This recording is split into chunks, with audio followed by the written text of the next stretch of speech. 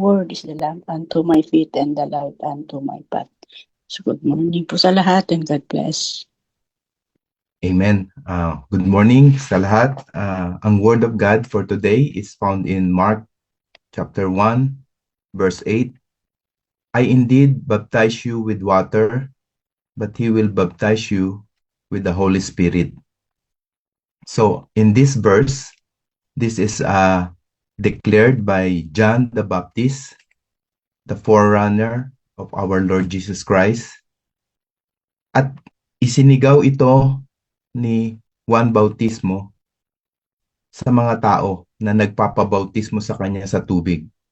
Ang sabi niya, babautismuhan ko kayo sa tubig, ngunit meron pang isang bautismo na gagawin sa inyo ng ating Panginoon.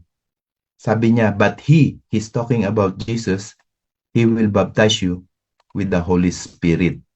So we can see here two kinds of baptism. One is water. Nagawa ito ni John at nagagawa ito ng mga tao, ng mga pastor. Ngunit ang pangalawa niyang sinabing bautismo ay ang Panginoon lamang, ang Diyos lamang ang makakapagbautismo. So, we also call this being filled with the Holy Spirit. So, importante po sa panahon ngayon at mula pa noon hanggang ngayon, lalo na ngayon sa last of the last days, na tayo ay filled with the Holy Spirit. Nabanggit kanina sa panalangin ni Sister Rosa na merong mga AI, mga technology na napakagaling ng ating technology ngayon na mang-deceive o manloko, gumawa ng mga peke. Kahit mga word of God, kaya nilang i-distort yung AI, artificial intelligence. Kahit yung mga sikat na preacher ngayon, dating sila Billy Graham, sila John MacArthur, ay kaya nilang pagalawin ang bibig at gayahin ang boses at magturo ng hindi naayon sa Biblia. Kaya importante na tayo ay puspos ng Espiritu Santo nang para ngayon ay hindi tayo malinlang. So, ngayon, itong alam naman natin ang baptism in water, hindi na natin yan kailangang kagaya last Wednesday, na-explain mabuti yan ni Sister Michelle at tayong lahat ay nakarinig na tungkol niyan. Ngunit itong magpo-focus tayo dito sa being filled with the Holy Spirit, also called baptism in the Holy Spirit. So, una, ang kaibahan nito, bakit ito napaka-importante? Why baptism in the Holy Spirit is very important? First, nakita natin sa verse na ito that this is a promise. Hindi ito symbol. Like a water baptism is like a symbol or a ritual, an ordinance. Baptism in the Holy Spirit is a promise. Ito ay pangako. Ito ay galing na regalo mula sa langit na pinangako na tatanggapin natin.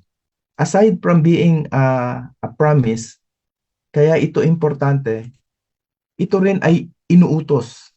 Sabi sa Ephesians 5:18, and do not be drunk with wine, in which leads to debauchery, but be filled with the Holy Spirit. Very clear, inuutos ito. Alam niyo nga pa ba, yung mga, nung araw, nung ako pa ay alcoholic pa at ako talaga malakas uminom, hindi na sa akin iniutos to. Sinasadya ko talagang uminom para malasing, para maramdaman ko yung gusto kong pakiramdam. Kagaya po, hinalintulad ito sa bautisme ng Espiritu Santo na hindi mo na kailangang lagi kang inuutusan, lagi kang pinipilit. Ito po yung kusa mong sinasadya gawin. So, sasadyain mong manalangin, sasadyain mong magbasa ng Biblia para ikaw ay mapuspos ng Espiritu Santo. Utos po yan. So, kaya siya importante, ulitin ko, dahil una, ito ay pangako ng Diyos sa atin, at pangalawa, inuutos niya na dapat nating gawin. So, ito po ang mga kaibahan ng konti na narinig nyo na ito last Wednesday na ituro ko po partially. Pero Ang baptism in water, it is a one-time event in your life na it is a beginning of your new life. It is a symbol that you die to yourself. So, when you die to yourself, baptism in water also symbolize you rising from the water. That means you have a new life in Christ. So, ang new life in Christ po ang importante. Hindi na po importante yung nakaraan o yung nangyari ngayon, kung hindi yung ano yung bukas, ano yung susunod, ano yung future. So, yung pong kumpara natin sa isang sasakyan, ang baterya, kailangan po yan na ma-start, pero mas importante rin, lalo na yung gasolina o yung fuel or the oil that will run, yung magpapatakbo po dun sa sasakyan. So, importante po na hindi lang yung outside natin ang nahugasan ng tubig, kung hindi ang kaloob-looban nating espiritu. Ang tinatawag nating puso, the heart. The Holy Spirit is the only one who can touch the secret soul of our heart. Kaya sinabi ng Panginoon na hindi lang siya nag-i-indwell sa atin, kung hindi siya ay nagpupuspos pa sa atin. Kung makikita niyo itong maliit na drawing sa likod, yung indwelling is yung tao, nasa loob mo ang Holy Spirit. Pero kapag ikaw ay napuspos o pinuno, sabi doon, hindi ka lang the Spirit is in you, ang mangyari, the Spirit is upon you. In John 14, he said, the Holy Spirit will be with you and He will be upon you. So, sa drawing po, makita nyo na yung Holy Spirit nasa loob ng puso mo, pero ito pong infilling o baptism, ikaw po mismo ay nababalutan ng Espiritu Santo. Di ba po? Mas importante na tayo po ay puspos at punong-puno ng Espiritu Santo. So, makikita rin natin dito na ang baptism of water na nagsimbolo ng cleansing or forgiveness of our sin, ang tawag din ni John the Baptist dito is baptism of repentance. Ito pong baptism in the Holy Spirit ito na yung resurrected power. Hindi ka po nanatiling namatay lang sa kasalanan, kung hindi ngayon nabubuhay ka na sa Espiritu. Because what is contrary, what is the likings of the flesh is contrary to the Spirit. And also vice versa, what is the desire of the Spirit is contrary to the flesh. So, ang buhay Kristiyano po ay guided by the Holy Spirit. Sabi, the sons of God will be led by the Spirit of God, by the Holy Spirit. Kaya nga po nabanggit dito na Christian life is not only difficult, but Christian life is actually impossible. Bakit po siya impossible? Unang-una, nambubuhay pa tayo sa laman at sa sanlibutang ito na dominante ng kalaban, ng kademonyohan, ng kasamaan. So, we have to be set apart, yun ang sabi.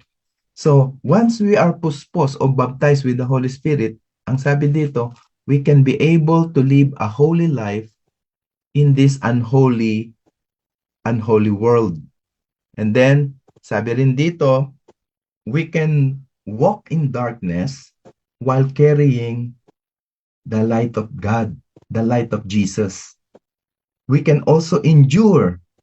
We can also learn to be patient and to wait upon the Lord. We will trust God's timing, not our own schedule. Usually po tayo nagmamadali, samantalang may proseso po ang Diyos na in His time, sabi niya, when the time is right, the Lord will make it happen. Lagi po siyang merong divine schedule na different sa ating pagmamadali. And the baptism of the Holy Spirit is also about becoming a witness. Ito po yung intentional tayo sa evangelism. We have the boldness to speak the truth in love. We have the courage and the joy in sharing the gospel, writing it, or sharing, or text message or voice message or video, sharing the gospel to our loved ones, to our friends. Yun po yung intentional na gagawin kapag tayo ay puspos ng Kanyang Espiritu Santo. Magiging intentional din po tayo lalo na sa discipleship. Ang discipleship po ay pagsuko ng buhay sa Panginoon. Ang discipleship po ay ang pag-deny ng ating sarili. Ang gusto natin, hindi na masusunod kung hindi ang gusto na ng Panginoon. Ang discipleship din po is to carry your cross daily. Marami po tayong mga burdens, hindi lang sa personal nating burden, kundi burden din sa church, sa family, sa mga kaibigan. Pati po yun, we will carry that cross together with the Lord. Because the cross of Jesus, sabi niya, my yoke is easy, my burden is light. Let's carry it together. Come to me. So, yun po ang pagpuspos ng Espiritu Santo. Nakakonekta tayo na dikit tayo at nasa loob tayo ng poder ng Panginoong Yesus. So, ang isa pong maganda pa sa baptism of the Holy Spirit is He will set us free from sin. Sabi po ng Panginoon, dineclare niya, the Spirit of the Lord is upon me because He has anointed me. He has filled me with the Holy Spirit. He has anointed me and baptized me with the Holy Spirit. Sabi niya, to set the captives free, to give sight to the blind. Yung pong sight to the blind is spiritual blindness. You will see the truth of the word and you will be set free. Ito rin po yung you will be turning away from your sin, from addiction, from bondages, and you will have the power, the grace to repent. Tatalikod po tayo sa kasalanan. Kaya nga po sabi, why it is so difficult? Dahil totoo nga po na araw-araw kasi siyang ginagawa. Hindi kagaya ng baptism of water, once in your lifetime, that's it. Pero po itong baptism of water, you must be mighty in prayer and mighty in the word. That's the only way po na ma-recharge at mapuspos ulit tayo ng Espiritu Santo. Kasi araw-araw po yang nababawasan. Para pong cellphone niya na pag ginagamit mo araw-araw, talagang nawawalan siya ng charge. So everyday mo rin siyang sinasaksak para i-recharge. That is being filled with the Holy Spirit. Kung noon, araw-araw, sabi nga kami ni Pastor Erson, testimony namin yan na lagi kaming umiinom para ma-feel namin yung gusto naming feeling. Ngayon, araw-araw din tayo umiinom ng Holy Spirit. Nagpipray, nagbabasa ng Bible. That's the only way to be filled. So, once you are filled, then din po automatic na lumalabas yung fruit of the Holy Spirit. Like love, joy, peace, goodness, kindness, faithfulness, gentleness, and self-control. So, marami pong tao gustong ma-attain yung fruit of the Holy Spirit pero they are all in vain. Kumbaga, nabibigo po sila, hindi nila yan ma-perfect. Pero sabi, ang bunga, kusang lumalabas. Hindi siya pinaghihirapan, hindi siya pinagtatrabahuan, kusang namumunga po. Kahit anong pilit mo sa isang puno, hindi mo mapapabunga. May proseso talaga ang Diyos. At ito yung tinatawag na abiding, mananatili. Kaya sinabi sa 1:15:4, manatili kayo sa akin. Abiding po yan. Remain. If you remain in me. Sabi niya, but manatili kayo sa akin at mananatili din ako sa inyo. Hindi magbubunga ang sangang hindi nananatili sa puno. Gayon din naman, hindi kayo magbubunga kung hindi kayo mananatili sa akin. Kaya po ito nagiging mahirap. Akala kasi ng marami, automatic po yung being filled in the Holy Spirit. Akala nila Sunday, puspos na sila. It is good for 1 week.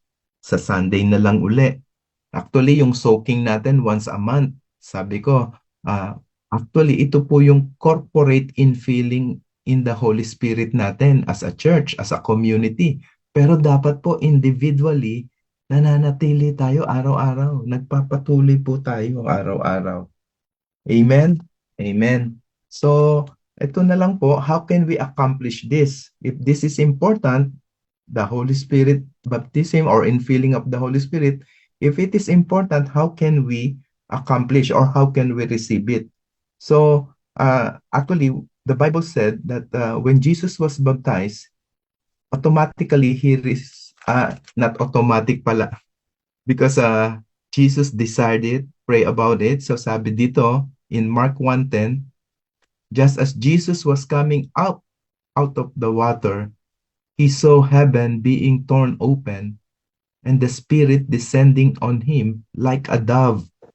So here, pag-angat po ng Panginoon sa tubig nung siya'y binautismuhan ni John, bigla pong bumukas ang langit. Nakita niya may bumaba na Diyos, Spirit. Bumaba po ang Diyos in a form of a dove.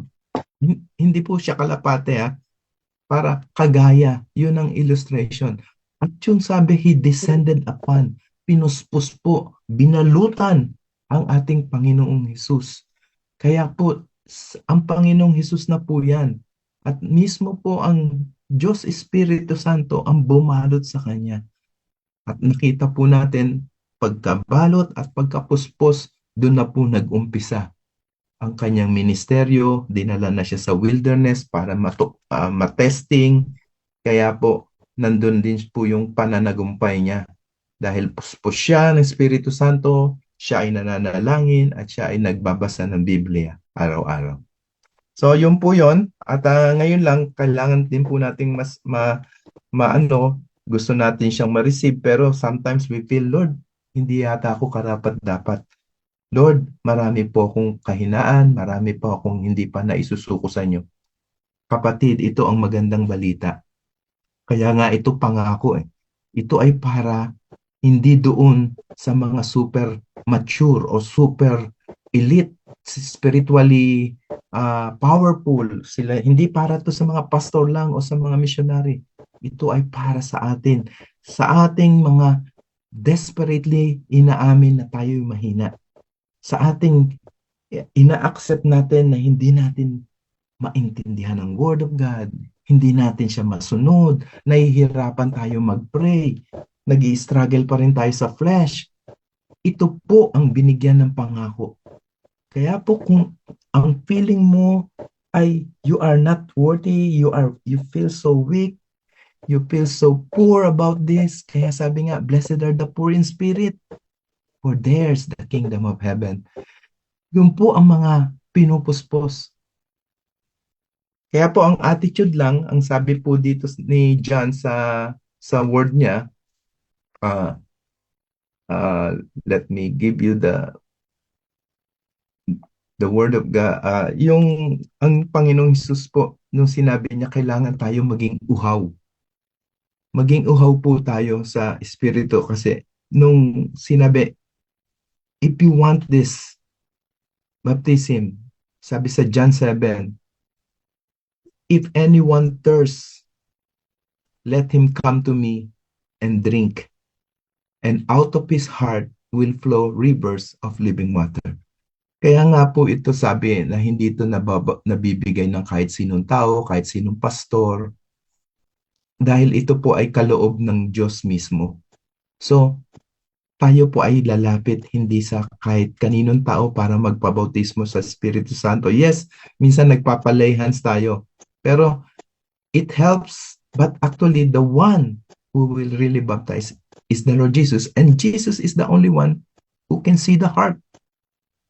At ang Lord natin, pag nakitang uhaw na uhaw ka at desperately you are seeking it with the right motives, hindi kagaya nung sorcerer sa Book of Acts na gusto ng baptism of the Holy Spirit kasi gusto niya makagawa ng mga miracle at magic. May selfish motive. Mali yun. Dapat yung pusong tapat, pusong dalisay na humihingi nito.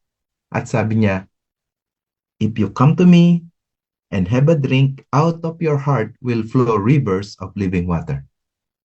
Sa mga kapatid, sa aking pagsasara, huwag po tayong matakot humingi. Dahil if you ask, you will receive. If you seek, you will find. And if you knock, it will be open. Kaya nga sinabi niya, if you then, who are evil, know how to give good gifts to your children, how much more will your Father in heaven give the Holy Spirit to those who ask Him? So ask the Father in heaven. Kaya sabi niya sa Tagalog, kung kayo ngang masasama ay marunong magbigay ng mabubuting bagay sa inyong mga anak. Di ba po ba? Kaya tayo nag-abroad para sa mga anak natin, mapaaral, mabubuting bagay, kaginhawaan sa pamumuhay araw-araw. Yan po ang ating gusto bilang magulang. Pero sabi kinumpara iputo sa paghingi natin sa ating Diyos sa langit na nagbabautismo ng Espiritu Santo, nagpupuspos. Sabi niya, gaano pa kaya ang inyong Ama na nasa langit, ibibigay niya ang Espiritu sa inyo na humihingi sa Kanya. So, praise God. The Lord is so good. And again, I'll tell you, just if anyone is thirsty, the one more important key, susi po dito is mauhaw tayo araw-araw. Kung araw-araw gusto mong makakain, makainom, at maayos ang iyong physical na pangangailangan, araw-araw din tayong maging mighty in prayer, mighty in word, and we have this thirst at uhaw na lumapit sa Panginoon. At sabi niya, out of your heart will flow rivers of living water. Let me close in a short prayer. Hallelujah. Thank you so much, Lord.